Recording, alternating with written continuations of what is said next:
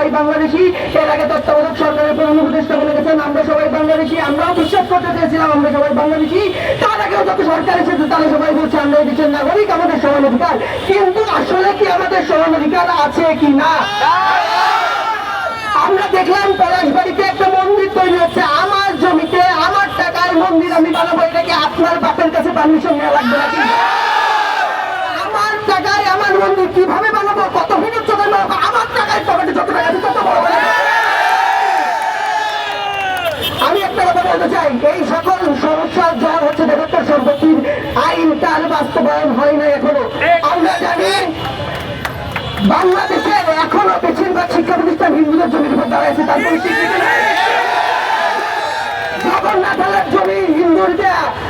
আমাদের গার্জেন হওয়ার প্রথম যে একজন ব্যক্তি জগন্মোহন পালের একজন ভাল স্টেটের 1.5 লক্ষ রুপি শুরু হয়েছে, জগন্মোহন পালের ডোনেশন ঢাকা মেডিকেল শুরু হয়েছে, রামলোচন ঘোষের ডোনেশনে ঢাকা কলেজ শুরু হয়েছে। আর আপনার বলেন রাম নাই। মনে মনে আছে, প্রত্যেক ঘরের কোণে কোণে আছে। রামের নামের কত কথা আসবে, এই ভিতরে ভাবতে থাকবে, রাম কাটকাইতে পারবেন না।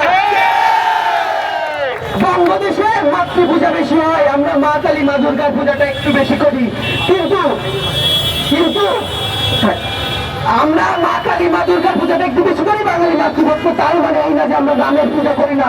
কোন ঈশ্বর কি কোন বিশেষ অঞ্চলে নাই।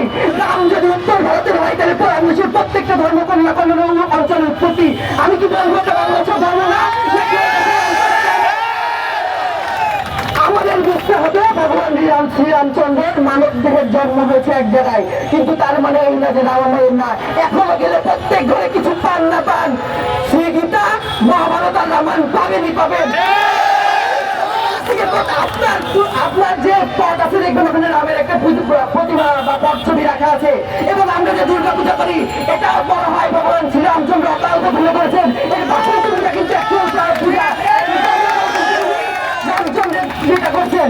আমরা একটা কথা বলতে চাই, আপনারা যেগুলো ধর্মাবনার বলেন, আমরা চাই ধর্মাবনার একটা ওয়েল ডিফাইন্ড আইন হোক যেটা সবার বিরুদ্ধে অ্যাপ্লাই হবে।